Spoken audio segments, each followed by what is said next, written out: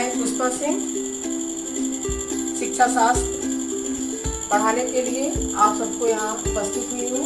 आज मैं कक्षा 12 शिक्षा शास्त्र पढ़ा रही हूँ।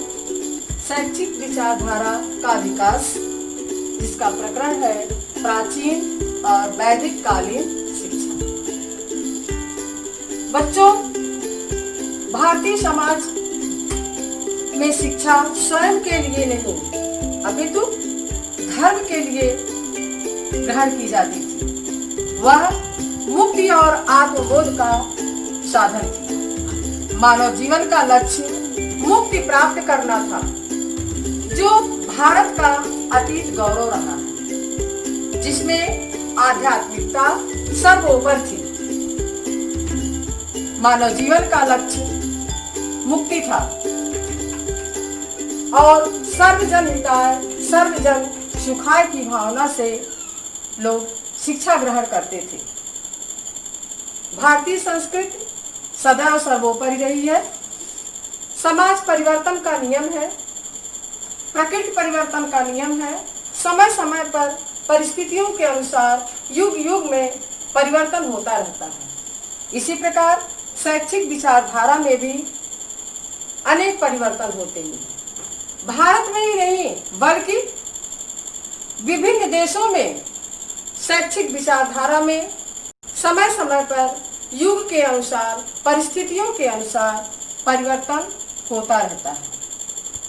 लेकिन हम यहाँ भारतीय शैक्षिक परिस्थितियों में परिवर्तन के बारे में आपको निम्नलिखित विवरण के अंतर्गत प्रस्तुत कर रहे हैं। जैसे वैदिक कालीन प्राचीन कालीन शिक्षा, बौद्ध कालीन शिक्षा, मध्यकालीन शिक्षा, ब्रिटिश कालीन शिक्षा और स्वतंत्रता के पश्चात यानी कि वर्तमान कालीन शिक्षा के बारे में हम चर्चा करेंगे। बच्चों, सबसे पहले हम वैदिक कालीन शिक्षा। भारतीय इतिहास में वैदिक कालीन शिक्षा सर्वोपरि है। वैदिक काल, वेदों का आरंभ जब हुआ, जब वेदों की रचना हुई, तभी से ही वैदिक काल प्रारंभ हुआ। बच्चों, आप लोग जानते हो ना, वेद 4 होते हैं। कितने होते हैं? 4। कौन कौन से? ऋग्वेद, यजुर्वेद, सामवेद और अथर्ववेद। इन चारों वेदों के अलावा स्मृतियां, अरण्य पुराण, संहिताएं तथा अनेक धार्मिक ग्रंथों से वैदिक कालीन शिक्षा के बारे में जानकारी प्राप्त होती है। वैदिक कालीन शिक्षा उस समय ना तो विद्यालय थे और ना ही महाविद्यालय थे। भारतीय संस्कृति, भारतीय समाज आश्रमों और वर्णों में विभाजित था।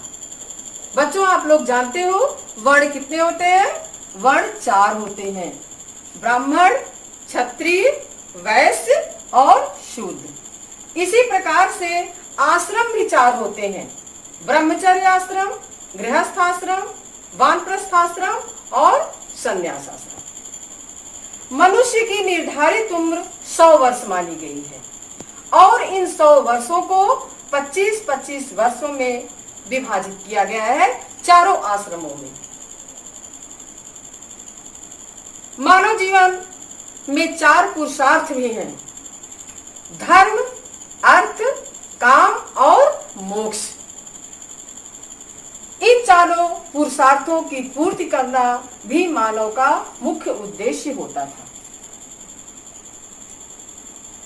वैदिक काल में विद्यार्थियों को शिक्षा ग्रहण करने के लिए आज की तरह विद्यालय और महाविद्यालय नहीं थे।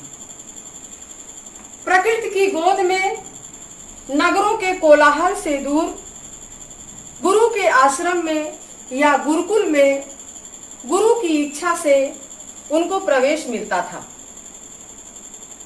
उपनयन संस्कार के बाद, जनेऊ संस्कार के बाद बच्चों को गुरु की स्वीकृति से प्रवेश दिया जाता था और प्रारंभिक शिक्षा उनको घर पर ही प्रदान की जाती थी। घर पर ही बच्चों को अनेक प्रकार से शिक्षाएं दी जाती थी।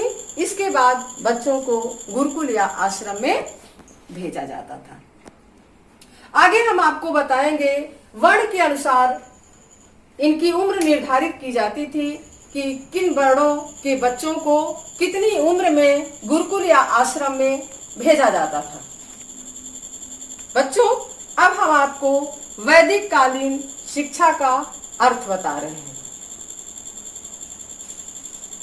वैदिक कालीन शिक्षा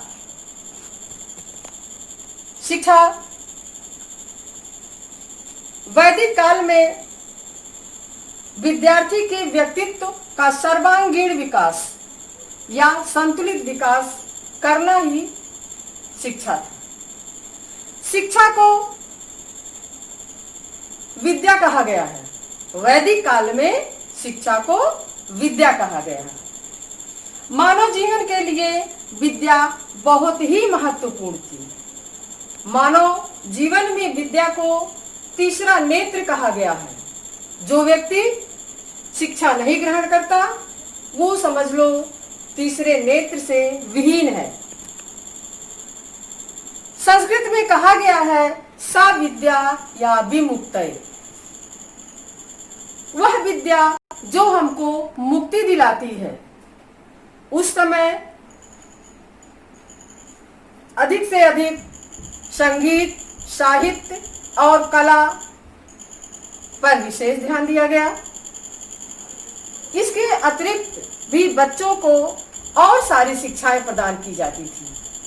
बच्चों, आज बस यहीं तक। फिर अगले वीडियो में मैं उपस्थित होंगी, फिर आपको आगे बताऊंगी।